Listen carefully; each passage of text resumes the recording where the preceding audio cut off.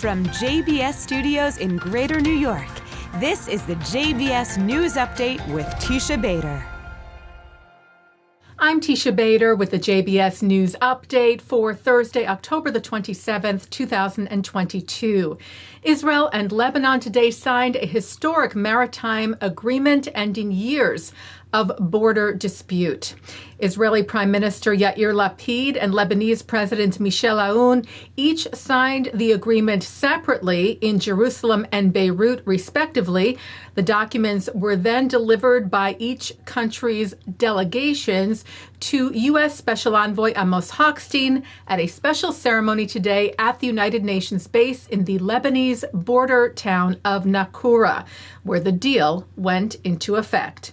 The Israeli team addressed the press soon after the conclusion of the ceremony from Rosh HaNikra near Israel's border with Lebanon, including Ambassador Aliza Ben-Nun, political director at Israel's foreign ministry. This is truly an historical and emotional moment. The delegation just crossed the border from Lebanon back to Israel after signing here the Maritime Agreement, an internationally binding agreement between Lebanon and Israel. In this agreement, we determined the maritime boundary between the two countries, as well as found a way mutually agreed upon to utilize the gas reserves shared by us. The agreement that has been signed today between Israel and Lebanon constitutes official recognition by an enemy state of Israel's sovereign border. The strategic impact of this is strengthening of Israel's position in the region and beyond. The Times of Israel cites Ben-Nun later telling Army Radio that while the teams were seated at the same table, she could not interact with the Lebanese. But nonetheless, she said it was an emotional ceremony with great significance. Prime Minister Lapid earlier today also noted the recognition of Lebanon, saying it is not every day that an enemy country recognizes the state of Israel in a written agreement in view of the international community.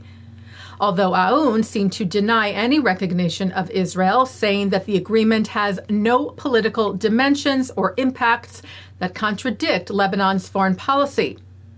U.S. President Joe Biden, whose administration helped to negotiate the agreement, wrote this historic deal promotes the interests of both countries and the region, and this moment marks a new chapter of prosperity and hope. Congratulations to all involved. And Hochstein, who mediated the deal, took part in a press conference this evening with Prime Minister Lapid, where the two spoke of its significance.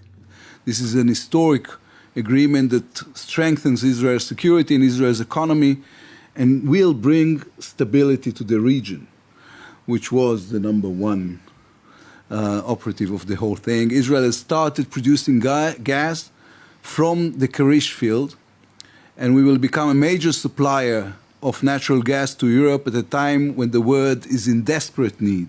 This is clearly a historic day for two countries that have never ended their state of war, to be able to reach an agreement that enhances Israel's security and stability, and that will ensure economic prosperity on both sides of the border, both for Israel and continued extraction and development, economic development, as well as in Lebanon.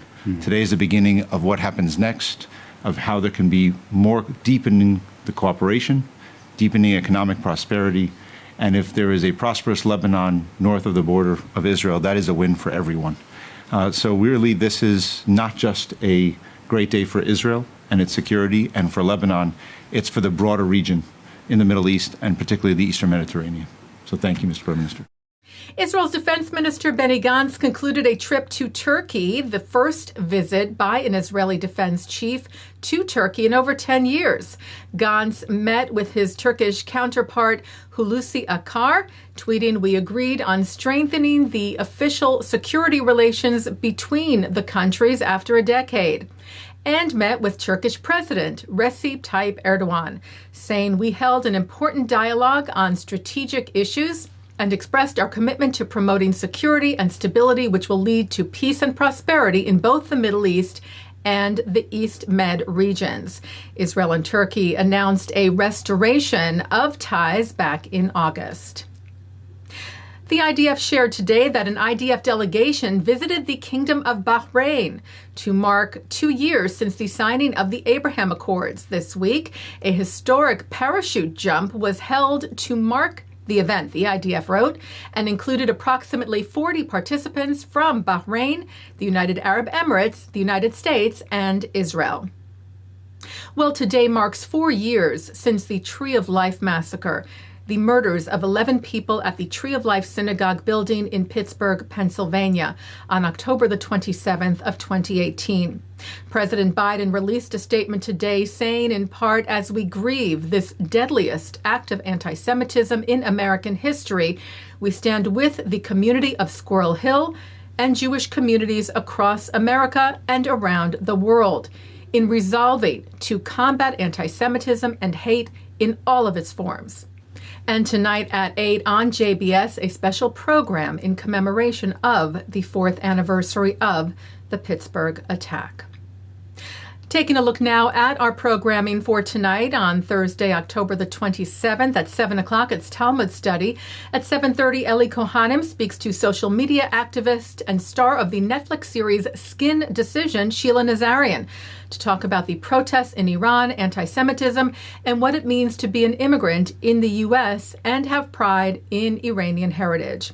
At 8 o'clock, as mentioned, in commemoration of Pittsburgh's Tree of Life synagogue shooting, I speak with Rabbi Jeffrey Myers of the Tree of Life congregation and with Eric Schuman, executive producer of a new HBO film that documents the tragedy and its aftermath.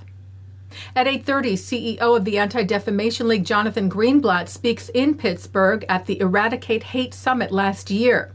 At 9, Mark Golub speaks with the mother of slain IDF soldier Hadar Goldin, whose body has been held by terror group Hamas since 2014. At 10, Abigail Pogrebin speaks to Tablet magazine editor Wayne Hoffman about his book, The End of Her. And coming up next, it's the ILTV's Insider. And that's the JBS News Update for Thursday, October the 27th, 2022. I'm Teisha Bader. Stay healthy, stay well.